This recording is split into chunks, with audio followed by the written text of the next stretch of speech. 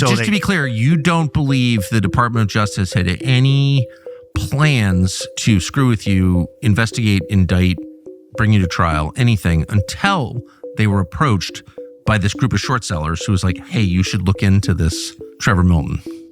From what I know, that is 100% accurate. This is unbelievable. They sent the feds in Arizona out to our facility. They showed up at my chief engineer's home out of the blue. I get a call from my chief engineer and he's like, Trevor, the FBI just showed up at my house. I'm like, for what? They said the truck was fake. I'm like, well, the truck's not fake. So, that's weird. I'm like, did you take him down to the facility? Go show it to him. I don't care. Have him call us. Have him call our attorneys. He's like, yeah, they questioned me for like 10 minutes. They're like, hey, is the truck real? We know it's fake. And he's like, what are you talking about? It's real. Of course it's real. The truck's freaking real. It's at the facility. Why don't you come down? I'll show it to you. Feds wrapped up, scared him. And then they went back and they're like, yeah, nothing's wrong. So he didn't get the response he wanted. They went back. They essentially declined anything. They're like, yeah, the company's real. It's all, like, I don't know what these guys are even saying that the company's fake. This bullcrap.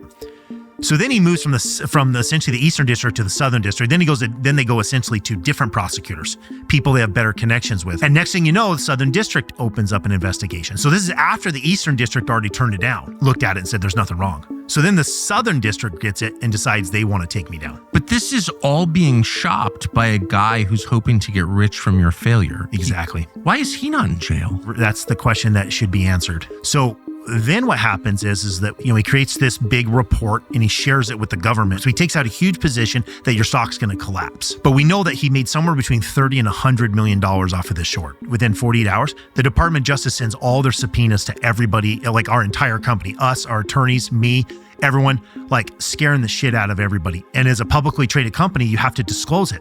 So what happens when you disclose an investigation by the Department of Justice? Your stock does what? And Nate Anderson and Hindenburg get rich. It's a absolute guaranteed profit, because without the Department of Justice, he makes no money. With them, he makes potentially hundreds of millions of dollars.